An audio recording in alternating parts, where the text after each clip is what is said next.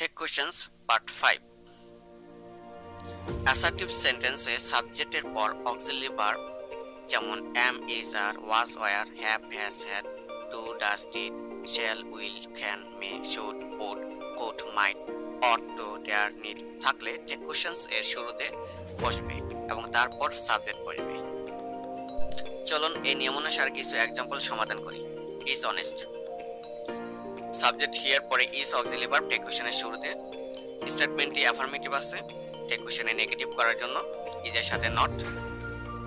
Subject হি।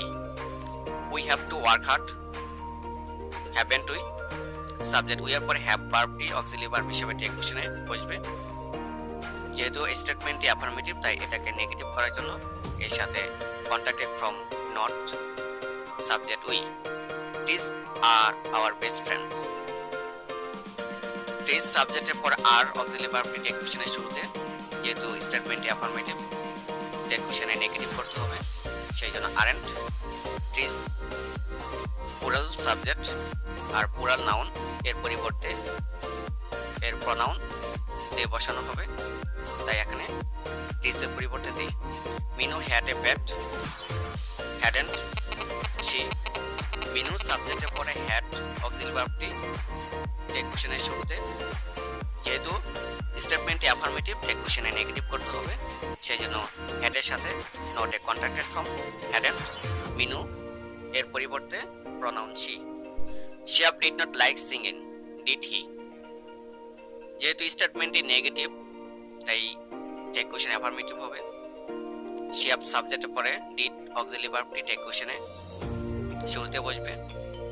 শিয়াবের পরিবর্তে pronoun he বসবে। He does not play card, does he. স্টেটমেন্টটি negative যেহেতু এখানে নট উল্লেখ করা আছে, সেন্টেন্সে নট থাকলে সেটা 100% নেগেটিভ, আর নেগেটিভ সেন্টেন্সটিকে টেক কোশ্চেনে অ্যাফার্মেটিভ করতে হবে, সেই জন্য টেক কোশ্চেনে নট ব্যবহার করা হবে না। সুতরাং ডাজ অক্সিলারি ভার্ব শুরুতে বসবে এবং হি প্রনাউনটি বসবে। We shall not miss use money, shall we. এই স্টেটমেন্টটিও নেগেটিভ তাই টেক কোশ্চেনে অ্যাফার্মেটিভ করতে হবে। উই সাবজেক্টের পরে শ্যাল অক্সিলারি ভার্বটি টেক কোশ্চেনের শুরুতে এবং শ্যালের পরে subject we. A dog was barking, wasn't it. A dog subject পরে ওয়াজ অক্সিলারি ভার্বটি টেক কোশ্চেনের শুরুতে। যেহেতু স্টেটমেন্টটি অ্যাফার্মেটিভ রয়েছে টেক কোশ্চেনে নেগেটিভ করার জন্য শর্ট ফর্ম ব্যবহার করতে হবে ওয়াজন্ট। এ ডগ এর পরিবর্তে প্রনাউন ইট, কারণ আমরা জানি একমাত্র জীব মানুষ এবং আল্লাহ বা গড অর্থাৎ সৃষ্টিকর্তা মহৎ ব্যক্তি বর্গ ছাড়া বাকি সকল প্রাণী বা জীবের ক্ষেত্রে সিঙ্গুলার হলে ইট বসাইতে হয়, তাই এখানে আর ডকের পরিবর্তে it. A tiger is called carnivore animal, isn't it. A tiger সাবজেক্টের পরে ইজ অক্সিলারি ভার্বটি টেক কোশ্চেনের শুরুতে। যেহেতু স্টেটমেন্টটি অ্যাফার্মেটিভ আছে টেক কোশ্চেনে নেগেটিভ করার জন্য কন্ট্রাক্টেড ফর্ম ব্যবহার করা হয়েছে নট। আর টাইগারের পরিবর্তে ইট, ইজন্ট ইট। সকল জীবজন্তু প্রাণী মানুষ ব্যতীত সিঙ্গুলার হলে এদের পরিবর্তে ইট বসানো হবে। The boy is swimming in the pool, isn't he. এখানে দ্য বয় সাবজেক্টের পরে ইজ অক্সিলারি ভার্বটি টেক কোশ্চেনের শুরুতে। ইজ অক্সিলারি ভার্বের সাথে নট কন্ট্রাক্টেড ফর্ম ব্যবহার করেছে, কেননা স্টেটমেন্টটি অ্যাফার্মেটিভ আছে তাই টেক কোশ্চেনে ইজের সাথে নট যুক্ত করা হলো এবং দ্য বয়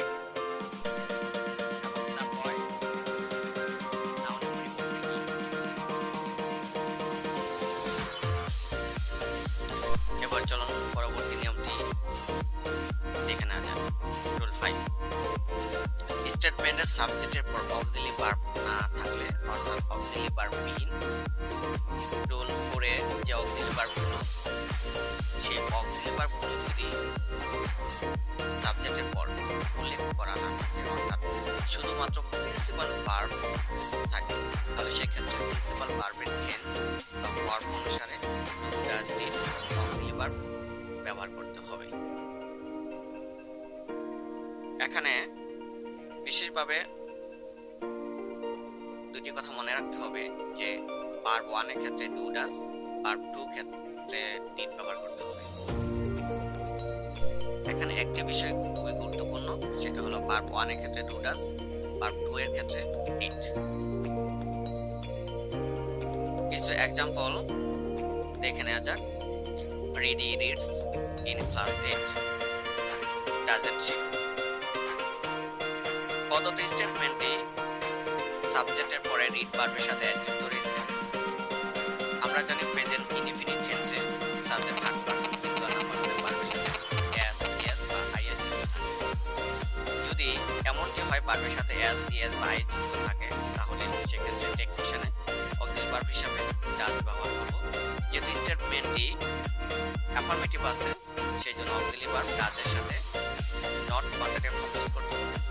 রিডি নাউনের পরিবর্তে শি, সেই জন্য doesn't she. They win the match, don't they. এই স্টেটমেন্টে সাবজেক্ট এর পরে উইন ভার্বটি হলো ভার্ব 1, অর্থাৎ প্রিন্সিপাল ভার্ব।